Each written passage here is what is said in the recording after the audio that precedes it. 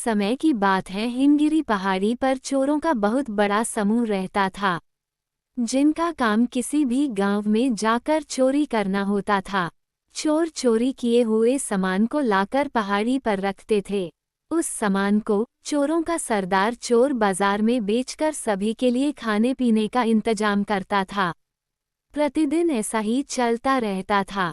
चोरों के ग्रुप में दो दोस्त भी थे, जिनका नाम सुखदेव सिंह और सुखचंद सिंह था। दोनों दोस्त कहीं भी चोरी करने एक साथ जाते थे तथा हमेशा एक साथ रहते थे। एक दिन दोनों को चोरी करने के लिए पहाड़ी से दूर श्रीपुर गांव में भेजा गया। ये गांव पहाड़ी से बहुत दूर होने के कारण दोनों दोस्त चोरी करने के लिए जल्दी निकल गए। श्रीपुर गांव में दोनों दोस्तों ने पहुंचकर देखा कि उस गांव में एक सत्संग चल रहा था, जिसके कारण गांव के सभी लोग जाग रहे थे। दोनों दोस्तों ने सोचा, अभी किसी घर में चोरी करना खतरे से खाली नहीं होगा। हम लोग पकड़े जा सकते हैं, जिसके कारण हमारी पिटाई भी हो सकती है। सुखदेव और सुखचंद कुछ देर वहीं बैठकर सत्संग सुनने लगे, जहां पर उनको बहुत अच्छी अच्छी बातें सुनने को मिली और दोनों चोरों को बहुत अच्छा भी लगा। सत्संग आधी रात को खत्म हो गया। सभी लोग अपने अपने घर चले गए। दोनों दोस्त भी चोरी करने के लिए घर की तलाश में लग गए।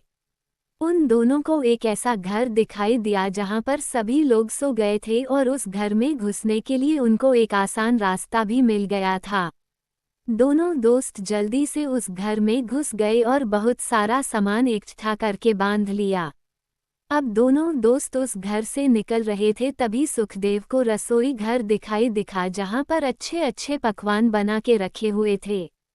दोनों दोस्त बहुत भूखे थे, जिसके कारण रसोई घर में जाकर पेट भरकर खाना खा लिया।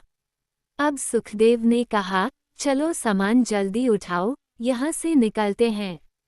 लेकिन सुखचंद ने बोला, जो हमने खाना खाया था उसमें नमक भी था। आज के सत्संग में बाबाजी बोल रहे थे कि हम जिसका नमक खाते हैं उसके साथ नमक हरामी नहीं करनी चाहिए। दोनों दोस्तों ने हाँ में हाँ भरी और चोरी किया हुआ गट्ठर उसी घर में छोड़कर हिमगिरी पहाड़ी के लिए चले गए। दोनों दोस्तों को खाली हाथ देख सरदार ने कारण जानना चाहा। सुखदेव और सुखचंद ने अपने सरदार को सारी बातें सच सच बता दी, जिसके लिए चोरों का सरदार बहुत नाराज हुआ और उन दोनों को अपने गिरोह से निकाल दिया। अब दोनों दोस्त बहुत परेशान हो गए और सोचने लगे कि हमें अब खाने पीने को कहाँ से मिलेगा। सुखदेव ने बोला, घबराओ मत, जो भी होगा अच्छा होगा।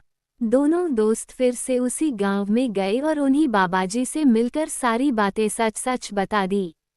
उन दोनों की बातें सुनकर बाबाजी बहुत खुश हुए और दोनों को अपने सेवादार के रूप में रख लिया, जहां पर उनको अच्छा अच्छा खाने पीने को मिलने लगा।